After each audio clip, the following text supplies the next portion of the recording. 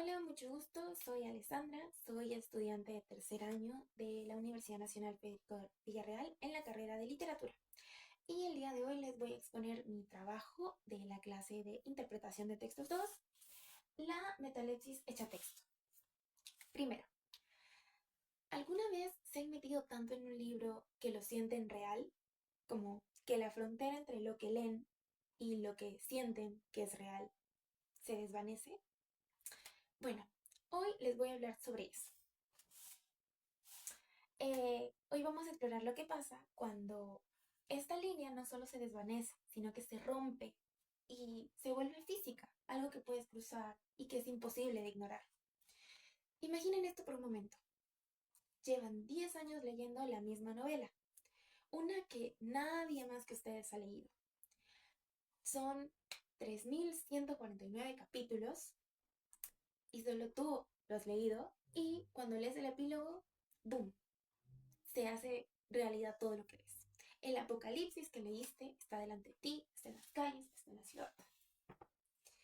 Y esa es la premisa de la obra que les voy a analizar hoy, que es este Omnisciente Raiders Winterpop, también conocida como Lector Omnisciente, y que se publicó entre 2018 y 2020 por los autores Shin Shun. Es una novela, tiene adaptación a manga y se está adaptando en otros formatos. Bien, la pregunta que tenemos aquí es obvia. ¿Cómo sobrevives a un mundo de ficción? Pero también, más importante, ¿qué pasa cuando descubres que la única forma de existir en este mundo es ser narrado? Porque en esta obra, que es una novela, para existir tienes que ser texto. El protagonista se llama Kim Dokja, cuyo nombre significa hijo único o lector. Durante 10 años completos ha sido el único lector de la novela Wars of Survival. Solo él, en todo el planeta. Entonces un día, normal saliendo de trabajo, la novela se vuelve real. Él entra dentro de la novela, pero no es tan simple, porque ahora no lee la historia, vive dentro de ella, está atrapado en ella. Y aquí entra un concepto que lo cambia todo, que es el cuarto muro. El cuarto muro, lo vamos a analizar, que es una habilidad física real y tangible que posee Dokja desde el segundo en que entró en la historia, o la historia se hizo real. El concepto de cuarta pared viene desde el teatro. Es una pared invisible que divide a los actores del público. En algunas historias, como ustedes tal vez sepan, a veces se rompe la cuarta pared para incluir al espectador dentro de la historia. Sin embargo, hay que recordar que este muro divide lo que es real y lo que no. Entonces, Dokja describe el muro como una habilidad exclusiva que tuvo desde el inicio. Esta habilidad le hizo reconocer el mundo como una novela, como si estuviera mirando todo con calma desde el exterior, como ver todo a través de un vidrio.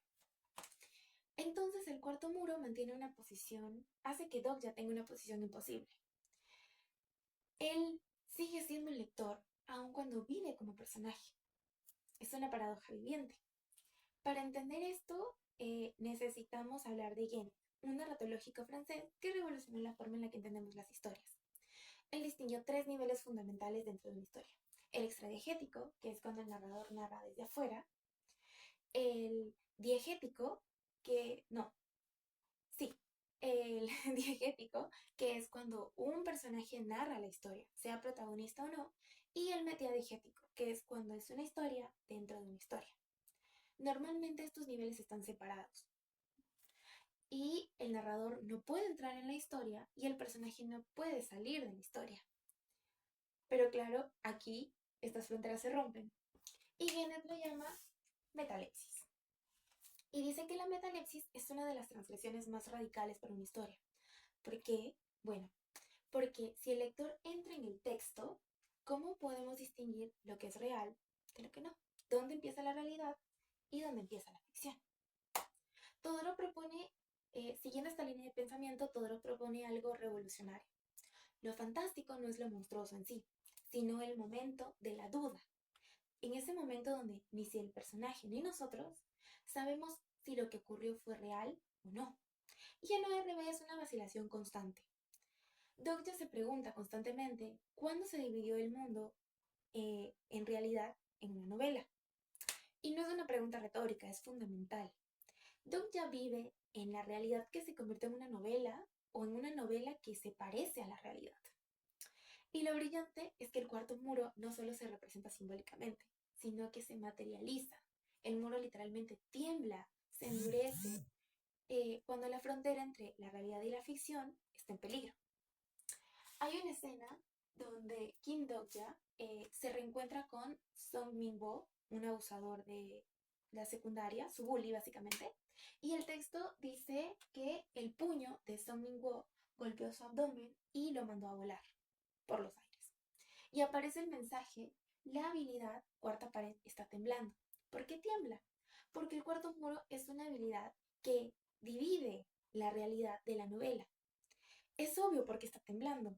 Es porque Kim Dong-ja consideraba a Song Min-woo como una realidad, como su realidad. Porque Song Min-woo no es un personaje de Wars of Survival, es alguien real del pasado de Dong-ja. Cuando lo real interrumpe dentro de lo ficticio, el muro que separa ambos mundos tiembla físicamente. Y esto es lo que Todorov llama vacilación fantástica. Y lo mejor es que está completamente materializado. En esta escena podemos ver un concepto abstracto que se convierte en un fenómeno físico y observable. El cuarto muro pasa por tres transformaciones. La primera, el adelgazamiento. Cuando Dokja se sumerge demasiado en la ficción, cuando lo que es ficción para él se vuelve real, cuando experimenta el mundo real, puede sentir dolor, puede sentir sus traumas, y es aquí cuando el muro pierde su grosor y el sistema lo anuncia. El grosor de la habilidad cuarta pared se ha reducido. La cuarta pared se está debilitando.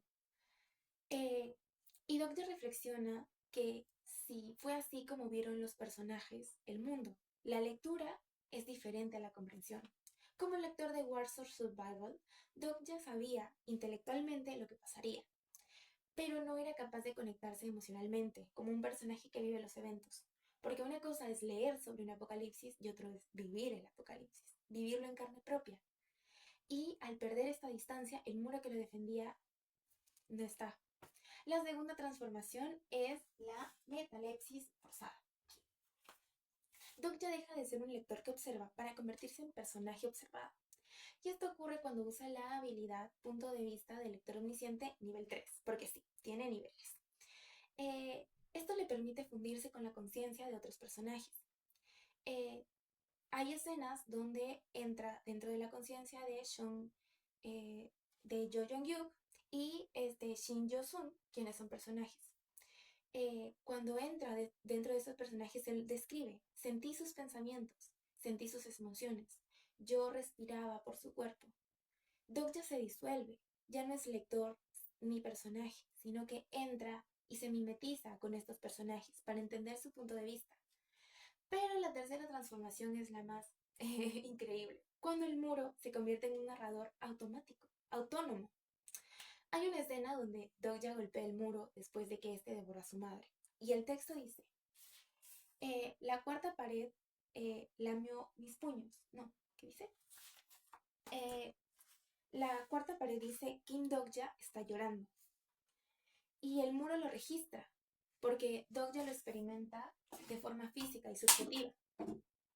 Narra una verdad objetiva que Kim Dokja está negando. El cuarto muro funciona como narrador, y Dokja no había sido narrado antes de esta escena. Y es aquí donde él comienza a ser un personaje. Además, cabe aclarar que el muro también devora entidades y las convierte en texto puro. Por ejemplo, cuando consume al reencarnador Nirvana Moebius, el texto describe: el cuerpo de Nirvana eh, eran innumerables letras y comenzó a ser absorbido por el cuarto muro. Nirvana literalmente se descompone en su estructura textual. La frase metafórica, ser borrado del texto, deja de ser algo retórico y se vuelve físico. Y el muro narra los pensamientos finales de Nirvana. ¿Por qué tengo miedo? No quiero morir. El cuarto muro es un archivo viviente que preserva las historias completas. Entonces, ¿qué es el cuarto muro realmente? Es simultáneamente cinco cosas. Primero, una barrera cognitiva que mantiene a Dokja protegido en su posición de lector. Es un mecanismo de vacilación que materializa la realidad y la ficción.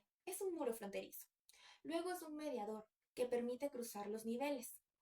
Y es un archivo textual que devora y almacena historias. Y al mismo tiempo es un narrador autónomo que cuenta la historia de Kim Dokja. En el tomo 10 se revela que la cuarta pared es un fragmento del muro final.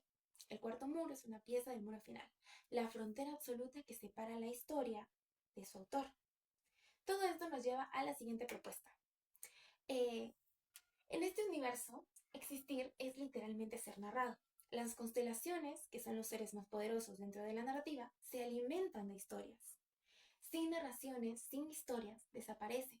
Kim Dokja se convierte en una constelación, que queda sujeta a esta ley. Cuando es expulsado de la historia, el cuarto muro tiene que narrar constantemente su exterior, lo que ocurre a su alrededor, para mantenerlo con vida, para que exista. La narración la construye, la produce y sostiene al ser. Y esto invierte completamente la tradición del ser y el lenguaje, porque normalmente es piensas y lo existes. Pero en este caso, ORB pone me narran y precisamente por eso existo. Es casi cartesiano. Y esto tiene implicaciones enormes para cómo entendemos las historias. Los conceptos abstractos de la narratología pueden materializarse literalmente en ficción contemporánea. Las categorías de narrador ya son insuficientes para esta nueva narrativa moderna. Necesitamos categorías que reconozcan posiciones narrativas híbridas y fluidas como están dentro de este texto. La teoría de la recepción creo que debe reinterpretarse, porque el lector no solo interpreta pasivamente, sino que reproduce activamente el texto. Y el texto produce al lector. Es un bucle infinito de co-creación entre los dos. Así que para concluir, el cuarto muro no es solo un juego metaficcional, no. Es un dispositivo narratológico que es muy complejo y materializa la frontera entre el lector y el personaje, entre la realidad y la ficción, entre ser y narración. Su análisis revela que ORB propone una ontología radical, un universo donde las historias no describen la realidad, sino que la construyen, donde ser narrado no es representación de la existencia, sino su condición de la posibilidad. El cuarto muro nos recuerda algo fundamental. Toda narrativa es una frontera entre el texto y el lector, entre la historia y el mundo, entre el lenguaje y el ser. Y ORB hace que esta frontera sea visible, para mostrarnos que el acto de leer no nos separa de la ficción, sino que nos introduce de forma irreversible en ella. Cada uno de nosotros, como Kim Dokja, habitamos constantemente este umbral, existiendo fuera y dentro de los textos que leemos, las historias que contamos, las narrativas que dan forma a nuestra vida. Eh, Después de todo, como dice Iser, cuando lees un texto, el autor deja vacíos. Y estos vacíos tienen que ser llenados por tu conocimiento previo. Entonces, si nosotros formamos la historia y la historia nos forma a nosotros, es